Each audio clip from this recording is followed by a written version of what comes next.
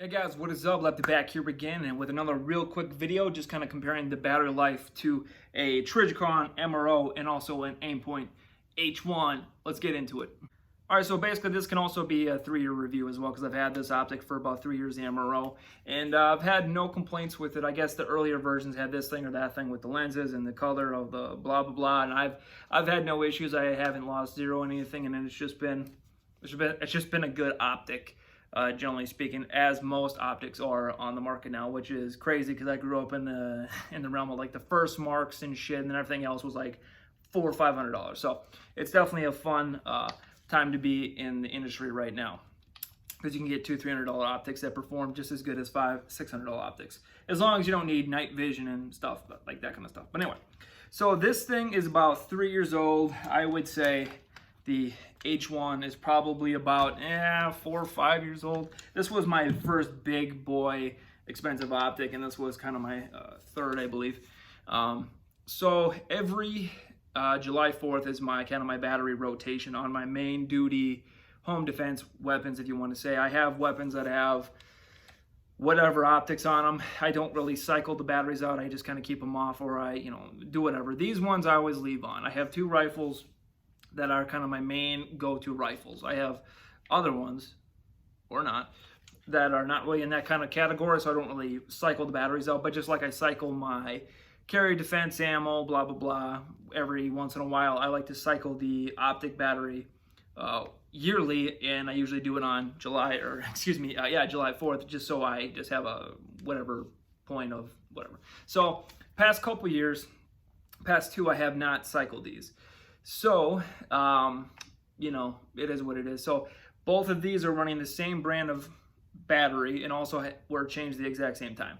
Now, granted, this one is a little bit brighter. I would assume they can't have the same brightness levels. I will say the MROs is a little bit coarser, but it's not like I'm adjusting windage or anything like that, so I don't care how coarse the adjustments on the brightness are. But this is at a 4. This is usually what I kind of like for indoor, outdoor. It's a good little mix. On a bright day, I might not be able to see it, but if it's dark, I can definitely see without it just blinding me in the face. And then also at night, if I were going to turn my light on, can't even see it. I don't know why I did that, but it doesn't wash the light, or it doesn't wash the dot out as well.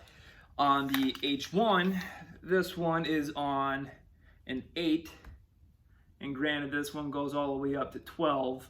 And that's on an 8, and this one's on a 4. It goes up to 6 for people who don't know, for the difference of adjustments.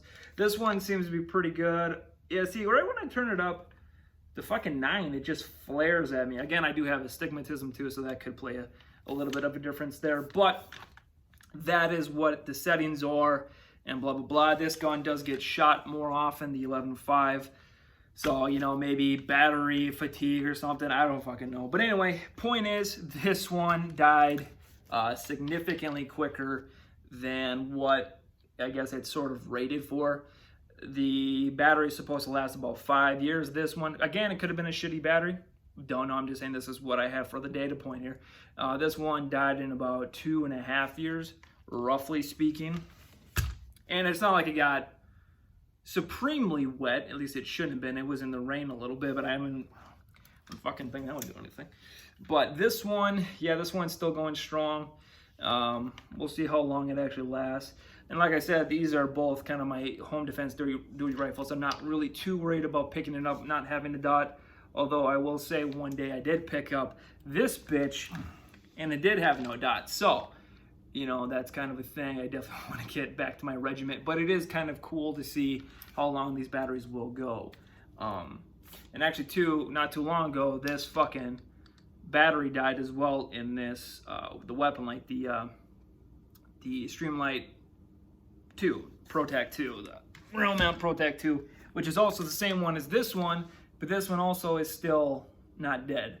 So that's why I kind of mentioned that I use that rifle a lot more, so I don't know if that's playing a difference anyway. But anyway, that's pretty much it. Real quick little video.